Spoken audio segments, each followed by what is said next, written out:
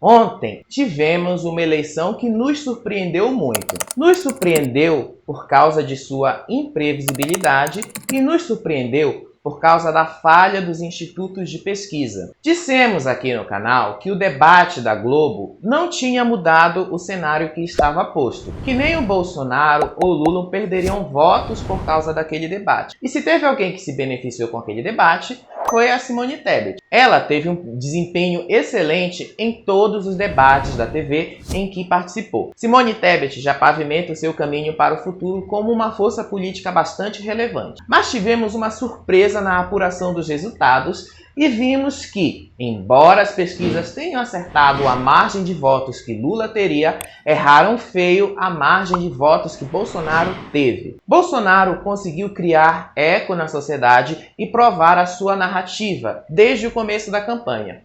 Nós vencemos a mentira no dia de hoje, que estava o Datafolha dando aí 51% a 30 e poucos, então vencemos a mentira. Temos um segundo tempo pela frente, onde tudo passa a ser igual, o tempo para cada lado passa a ser igual. O presidente passou a campanha inteira desmoralizando as pesquisas e a mídia tradicional. E esses dois foram os que saíram perdendo ontem. Apesar de ter tido uma vitória expressiva, Lula estava visivelmente abatido pelo resultado que estava em sua frente. E quero dizer para vocês que nós vamos ganhar essas eleições. É apenas uma...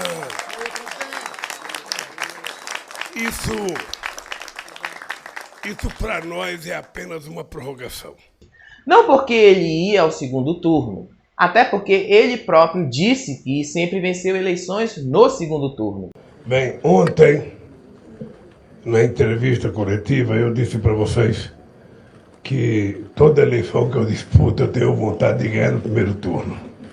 Mas nem sempre é possível.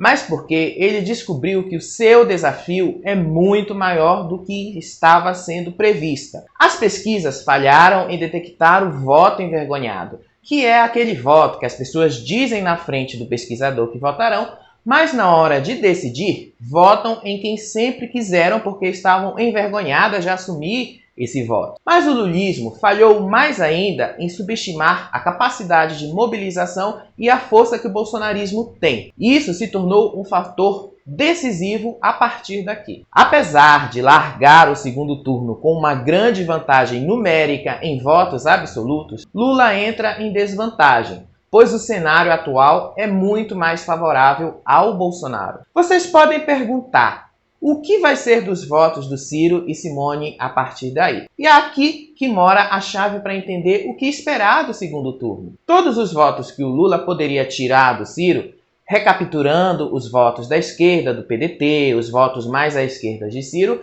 ele já conseguiu nesse primeiro turno.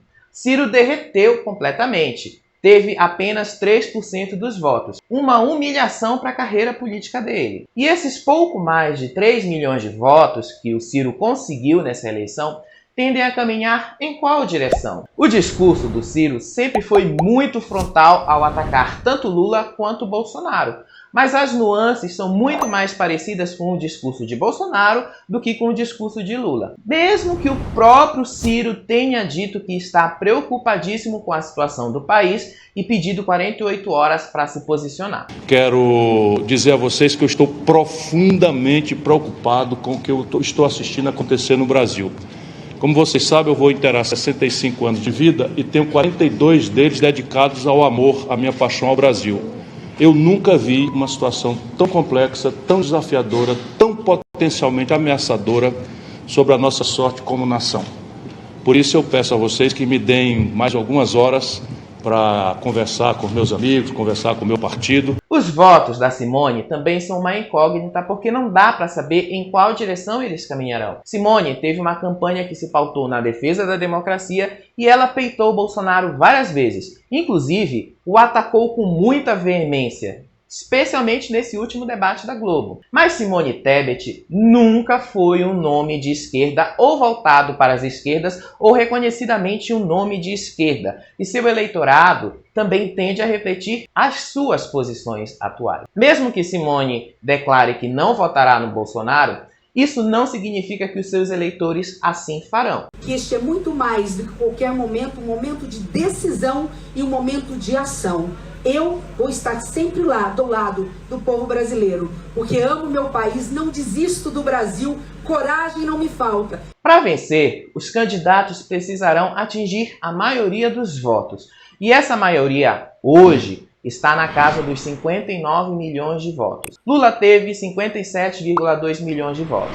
Bolsonaro teve 51,1 milhões de votos. Temos uma diferença de 6 milhões de votos. A mesma votação que Simone e Ciro tiveram. Além disso, para vencer, Lula terá que segurar a liderança dos votos em Minas Gerais e diminuir a sua diferença para Bolsonaro em São Paulo, porque ambos são dois colégios eleitorais importantíssimos. Apesar de estar numericamente à frente, Lula entra em um segundo turno com uma desvantagem narrativa, pois agora precisará enfrentar Bolsonaro, que sai muito mais fortalecido com eco na sociedade e com uma facilidade de dialogar com o que o Bonner chamou de Homer Simpson há anos atrás. Confiante em virar essa diferença do primeiro? Não, da confiança total, até porque eu acho que se desmoralizou de vez os institutos de pesquisa.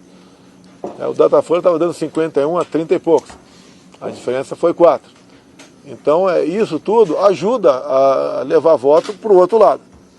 Tá? Isso vai deixar de existir.